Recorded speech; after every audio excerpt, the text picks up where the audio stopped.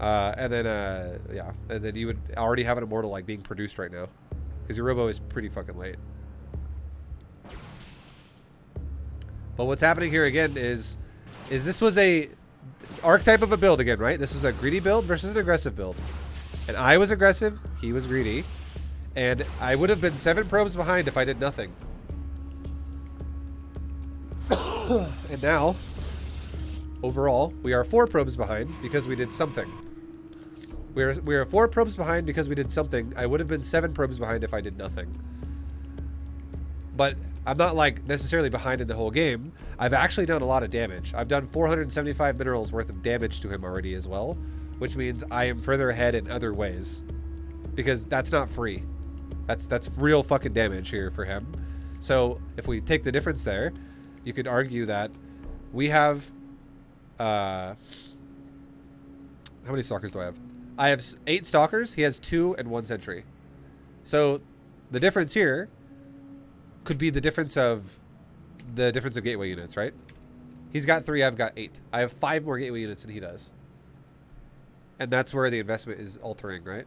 So it's becoming like rough for our opponent because the damage is being successful. And we're capitalizing on more and more and more stuff happening for us. Like, this aggression is definitely giving us advantages. And then right here, this one, we get aggressive here, which is fine. This is not crazy, super crazy micro. It's not a big deal. It's just, we just poked him because we knew we had an army advantage for a second here. We also just killed the battery. And we end up killing all but 1 stalker, and we killed a sentry. So we killed 2 stalkers and a sentry. And we backed off, and we only lost 1 stalker. So, once again, that was a good trade for us overall. And as we back up, we kill a couple probes. And meanwhile, back at home, we're both making probes. He's making probes, I'm making probes. But because our opponent is being so, like, fucking pushed against the wall here, having to go back and forth, back and forth, back and forth, because he's going to die otherwise, his greedy... This is where the archetype ends. This is where it's over. Whatever happens up to 5 minutes usually, like roughly in every game you play, is going to dictate if you did the right or the wrong things. And our opponent went for a greedy build, and we went for a aggressive build. And it is easier for the aggressive build to get damage done against the greedy build than the opposite. Unless the defensive greedy player, like, he's playing greedy, but he's also defending his greed, right? He's trying to defend his greed. If he defended it really well, and he, like, had some super ballin' fucking setup that was just, like, 200 IQ, then we would be fucked. It would be really hard for us to make progress there. But it is harder to do that than it is for the aggressive player to get damage done. Because more often than not, the reason why the archetype, like, flowchart thing makes sense, aggressive builds punish greedy builds. Greedy builds punish safe builds. And safe builds punish aggressive builds. It just goes like that, generally speaking. You have a higher chance for success if you do the right one. Even though you can break the rules sometimes in StarCraft 2 through micro and building placement, where you can actually make a greedy build actually stop an aggressive build and you're ahead still, like really far. But either way, because we actually had a successful opener, at this point in the game now, we are ahead forever. This is something a lot of people don't understand about StarCraft. But it doesn't even matter what happens anymore. Because we had a successful opener, we are now really far ahead. This is not even close of a game. This is our opponent. This is why it's a big deal. There's 2 reasons. Number 1, our opponent lost any ability to have map control. Okay? He lost any fucking ability to have map control because he's currently being threatened by a much larger army than what he has. So he cannot leave his base. He's stuck on defense. And in doing that, we will take a 3rd base because he can't fucking stop it.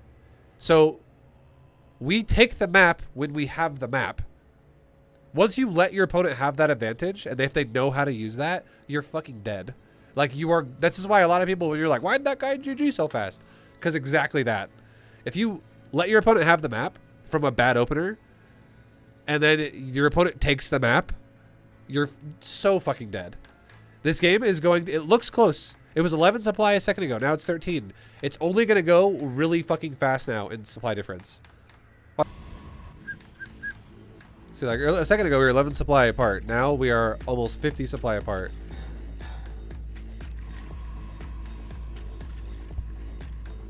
And then when the attack comes, we are about 70, like 65 supply apart-ish. Like, it gets crazy. Things fucking scale out of control really fast in this game.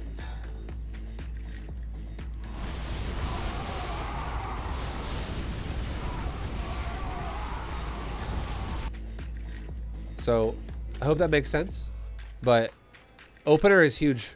And opener is so fucking big for everything in this game. And no, obviously knowing how to play late game and whatever is fine too. But opener is like 90% of the game in StarCraft 2 most of the time. Like if you both play passive, then it's going to go to in-game. But if you guys play archetype flowchart, something might happen there that will change the course of the game for the better or for the worse of you. Or for the worse for you if you know how to abuse it. But the reason why we won this game is because we properly microed stalkers, which slowed you down. That's all it was. We properly microed stalkers, it slowed you down because you couldn't effectively deal with it by playing greedy. It's harder for the greedy player to win there than it is for the aggressive player. And here's the difference, okay? This is the difference. Well, let me show you. Watch. This is why I wanted to show you, because I just showed you what it was from a correct perspective. This is a lesson for everybody. This is a good lesson, honestly. And I feel like talking about it because it was interesting. But watch this. Our opponent this game was going for 2-gate opener, and we were going for 1-gate expand.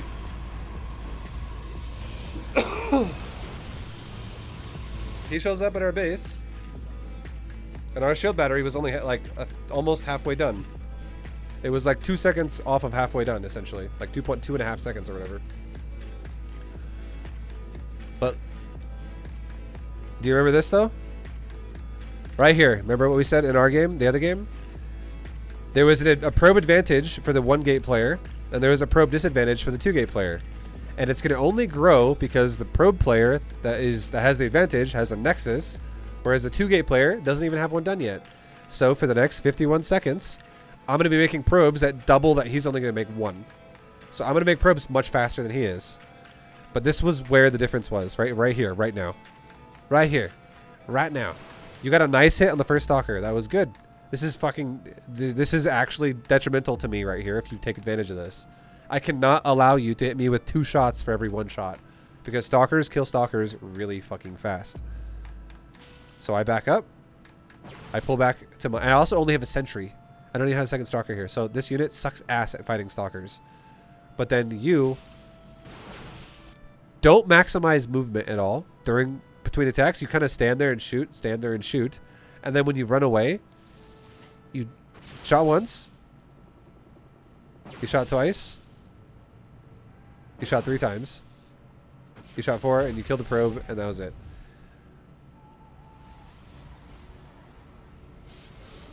But like, there is more that could have happened there, I would say, that needed to happen there for you. Like, if we were to look at like, I killed 3 probes, right? And you ended up killing 1 probe. And just check out the amount of time. This is why. So you took shots at the stalker, and then you started taking more shots at the stalker. Now watch your stalkers. You're starting to run at 305, 306. You should take a shot. You take a shot at 307, 307, 308, 309. So you waited 2 seconds, and I'm not gonna lie. This is actually you take a shit. This is pretty important, okay? Even if you wait for like half a second or like 1.5 seconds between shots more than you should be, it kind of fucks you over when you're trying to capitalize on damage here. Which is what you're doing, because you're not really afraid of my stalker and sentry. You're trying to punish my probes right now, essentially is what you're doing. Because there's no fucking way I'm going to kill 2 stalkers with 1 stalker and 1 sentry anytime soon. But you definitely will kill probes or something of mine with double the DPS of stalker. But then 309 is when you take the next shot. Then you run. 310, 311. You've already waited 2 seconds. You took the last shot at 309. The next shot should have went off at like 310 and a half. So it should have still said 310 and you took a shot. Because again, you're waiting for 1.34 seconds. That's the internal timer you're trying to hit. You don't want to go early, because if you go early, your stalkers stand there and do nothing until the timer's up. But you want to go as close to that as you can, if not slightly over it. Like between 1.34 and 1.5. That'd be fucking perfect. Because you want to take every shot you can when you can maximize it. And then you still have a shot. You shot at 309. And you shoot again at 312. You shot 3 seconds later. You could have gotten easily 2 shots off in that time frame. You got 1 off. And you know what 2 shots of 2 stalkers is? It's a fucking dead probe. So this is a good example of not capitalizing on the momentum that you had for a second here. That was a nice pick off as well. But one more tip. Last tip. There is a difference in having a unit attack and then you telling it to move right after it attacks, to telling your unit to attack and letting it go forward when the unit dies. And I'll explain why in a second. Okay, so what I'm going to do is I'm going to tell Stalker on the bottom to just A-move right there. That's all I'm going to do. I'm going to tell Stalker to A-move on the top, but I'm going to move command it right after the projectile goes forward. And you know what's going to be the difference? Stalker on the top is going to be faster than Stalker on the bottom. He's going to get distance closed faster, which means if there were more probes here, I would close the distance faster and kill more of them. Watch this. Okay, now watch. I will tell them both to attack right now, and I'll only micro the top one. So, not that big of a difference in distance there. I could do it even better than that, but you could still see he got there first. Let's do it one more time, and I'll try to do it even better than that, because that wasn't the best, honestly. It still was ahead, but it could even be more ahead than that, if I do it properly. Okay, so we'll back up for 1 second and let it reset. Greg is ready. Here we go. Okay, I fucked it up again, but yeah. It's kind of hard to... I'm microing everything at the same time, and I'm trying not to fuck the probes up. I'm fucking it. I'm trying to do 2 things at once here. With 2 examples, and it's making me suck. Alright, we'll just do it this way. We'll just do it this way, where they won't move like this. So once again, the stalker on the top gets there first. He always gets there first, okay? And the reason why he gets there first, and you can do this on every auto attack, by the way. The reason he gets there first, I can't watch the replay in this, but the reason why he gets there first, let me explain it like this. I hope this makes sense. If my stalker attacks another unit at max range, just like that, the amount of distance that the laser beam has to go from here to there is not instantaneous. It's called a projectile.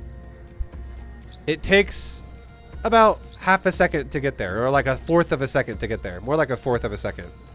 It's not instantaneous. You can physically see it, which means it's not instant. If it was instant, you wouldn't even see it happening. Okay?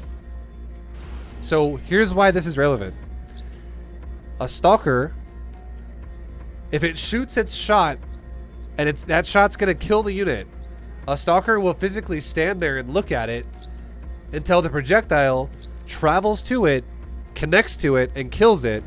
And then the stalker AI then goes, okay, he's dead now. Now we can walk forward. But until that point, I was just standing here looking at it.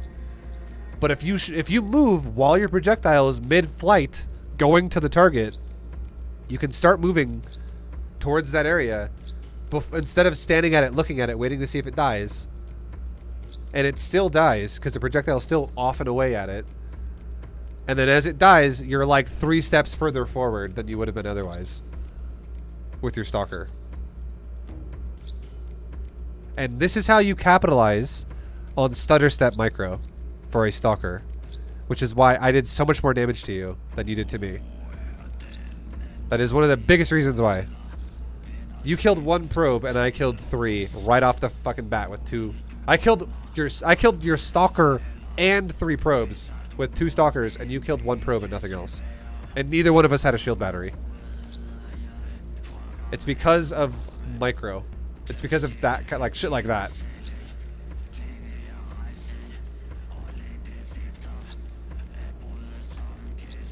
So hopefully, Velocitas just got his mind blown. Fuck yeah. I hope a lot of you guys were like, wow, what the fuck? This is crazy. StarCraft 2 is fucking crazy. You have to, the way you have to really play StarCraft is you have to think about how the AI works and let the AI do jobs that it does well, and then do jobs yourself that you know the AI does poorly. And A-moving stalkers is something it does poorly. You need to actually micro that. To, like, again, if you're in the situation where you're aggressive versus a greedy player, you need to maximize that as much as you can. And guys, thanks for watching. I'll see you in the next one, wherever that may be, whatever video, or maybe on Twitch or something. But I'll see you next time. Till then, take it easy. Much love and good luck, guys. Peace.